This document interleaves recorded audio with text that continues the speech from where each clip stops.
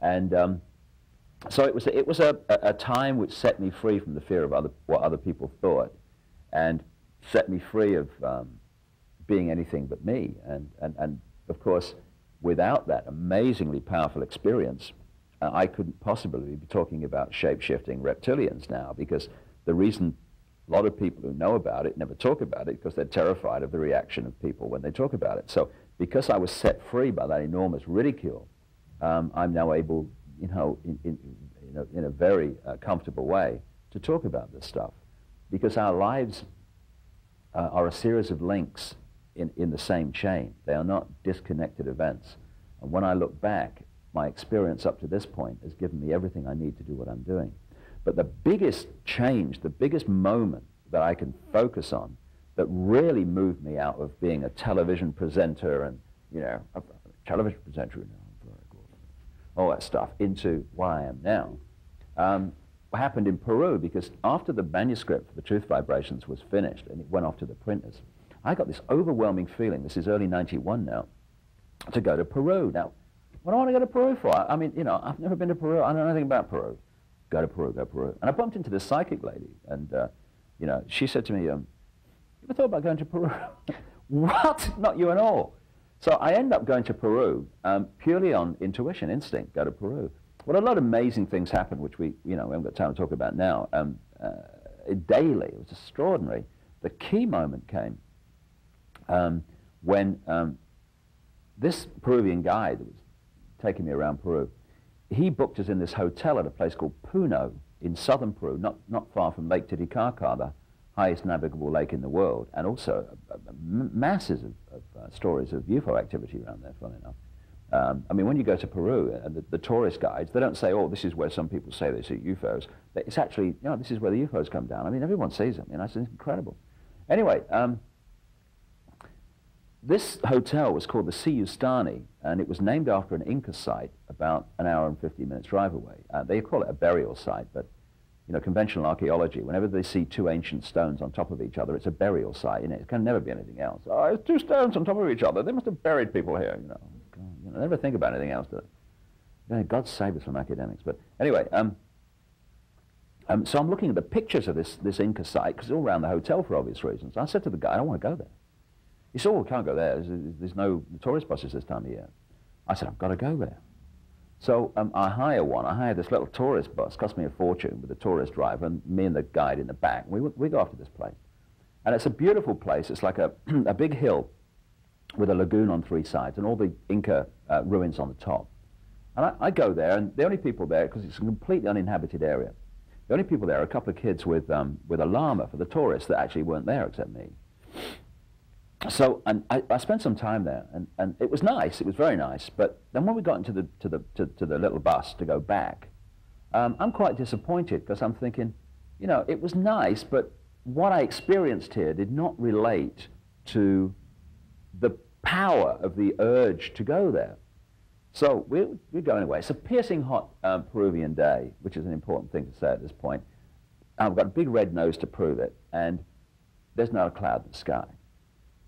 So we're going away about 3 minutes down the road from the Siyustani. I'm looking in out of the window, and I'm looking at this mound, right? I look at this mound, and this one I got the second clear voice of the three I've ever had. This mound is going, come to me, come to me, come to me. What? So what I did is I told the bus driver to stop. I said, I want to go up that mound. I want to be a few minutes. Well, I thought I would be, and I was about an hour and a half. Because when I got up to the top of the mound, I couldn't see it from the road. There's this circle of standing stones, like a mini Stonehenge. Obviously been there a long time. They're about that high off the ground, about just over waist height. I'm thinking, this is interesting. And I'm still trying to work out, come to me, what's going on? So I then go into the center of this circle, and I'm looking back at Siyustani across the way, distant mountains behind that. And suddenly I got the feet again, only this time and then some. And my feet were being pulled to the ground, like electromagnets were pulling them to the ground. And then I felt this like drill going in the top of my head, and I'm going, oh my God. And then my arms went up like that in the air. Now, if you put your arms like that, you know, I mean, mine are already starting to ache now. you know, a minute, you're thinking, mine were like that for at least an hour as I was working out later. Never felt a thing until it was over, and then agony, you know. Anyway, so I'm standing there like that, and I haven't thought, I'm going to put my arms in the air. There we go. And they just went, what? And then I have got the third of the three voices I've ever heard, and this was the clearest, and appeared to be the most ridiculous. It said, it will be over when you feel the rain. What? Not a cloud in the sky, piercing hot Peruvian day.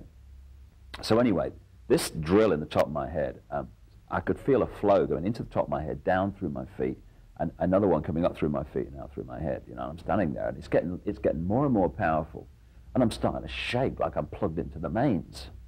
And after a while, because it was like driving a car, and you know, after a couple of miles or so, you think, oh, I don't remember the last couple of miles. It was like that, in, out, in, out. And one of the ins, I noticed that over the distant mountains, there was a light grey mist suddenly.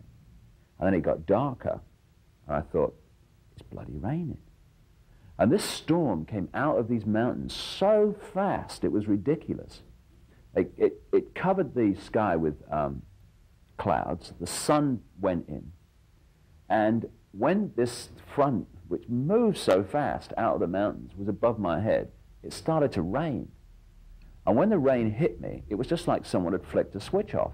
This flow of energy just stopped. I staggered forward, my legs were like jelly, and my shoulders and my arms were agony. It seems to me that this energy hit me, particularly on that mound in Peru, and my consciousness is going, what the friggin' hell is this?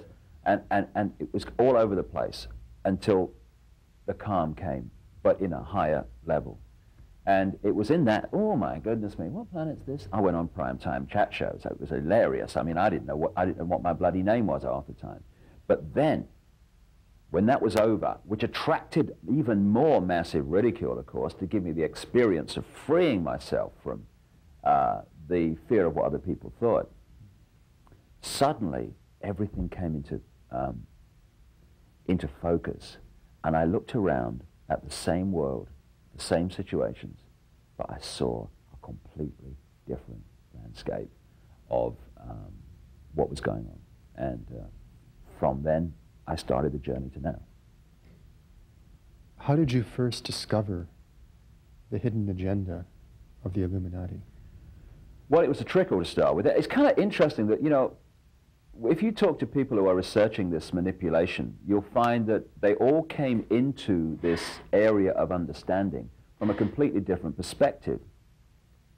What happened to me is that when I started this spiritual journey in the early 1990s, I had lived a life, a very out there life.